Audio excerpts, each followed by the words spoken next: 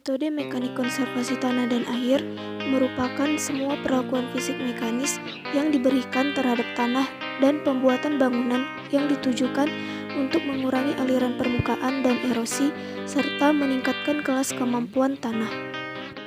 Adapun beberapa contoh penerapan teknik konservasi tanah dan air secara mekanik yaitu pembuatan teras, drainase, irigasi, rorak, guludan, dan sebagainya. Teras merupakan metode konservasi yang ditujukan untuk mengurangi panjang lereng, menahan air sehingga mengurangi kecepatan dan jumlah aliran permukaan, serta memperbesar penyerapan air oleh tanah. Adapun beberapa jenis teras yaitu teras bangku atau tangga, teras gulut, teras kredit, teras individu, dan teras kebun. Pada video ini, teras tersebut termasuk teras bangku atau tangga. Teras bangku dapat digolongkan sebagai teknik konservasi tertua dan telah banyak diaplikasikan di berbagai negara termasuk Indonesia. Penggunaan teras bangku cukup efektif dalam mengurangi erosi bila tanah atau solumnya cukup dalam.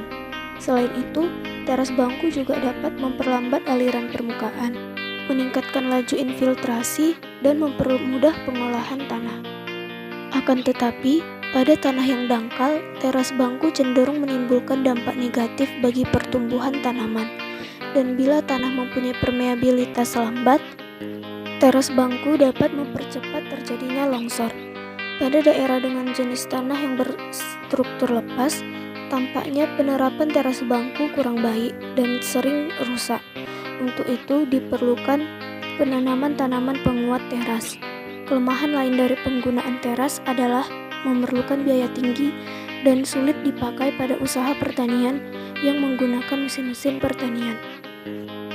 Pada tanah bagian bawah lereng atau bekas pemotongan kurang subur sehingga harus ada tambahan bahan organik. Dan kelemahan lainnya yaitu dapat mengurangi areal tanam.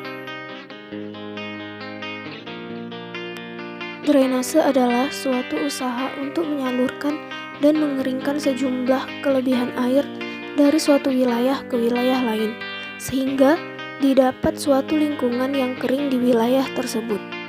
Drainase secara umum dapat mempengaruhi kondisi tanah pertanian, yaitu pengaruhnya terhadap aerasi tanah, kelembaban tanah, temperatur atau suhu tanah, bahan-bahan racun dan hama penyakit, erosi tanah dan banjir, dan kesuburan tanaman dan hasil tanaman.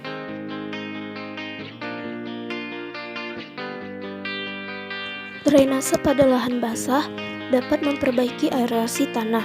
Kondisi aerasi di dalam tanah mempunyai pengaruh yang besar pada ketersediaan nitrogen. Drainase juga akan mempengaruhi kelembaban tanah, di mana tanah dengan tingkat kelembaban yang cukup akan mempengaruhi tingkat pertumbuhan tanaman. Pada lahan pertanian, adanya perbaikan drainase memberikan manfaat, yaitu berkurangnya aliran permukaan, tingkat banjir, dan kehilangan sedimen. Tidak hanya berdampak positif, drainase dapat memberikan dampak negatif, yaitu dapat menurunkan lengas tanah, penurunan permukaan tanah, dan rusaknya lingkungan di daerah hilir karena tercemari oleh air dari saluran drainase. Berbeda dengan drainase, irigasi merupakan usaha penyediaan dan pengaturan air untuk menunjang pertanian. Adapun manfaat irigasi yaitu memasok kebutuhan air pada tanaman, menjamin ketersediaan air di musim kemarau, dan menurunkan suhu tanah. Sedangkan kerugian dari pembangunan irigasi yaitu kurangnya debit air di bagian hilir. Irigasi juga dapat mengurangi kualitas cairan sungai karena cairan bilasan dari lahan pertanian dapat mengalami perlokasi dan mencemari cairan tanah.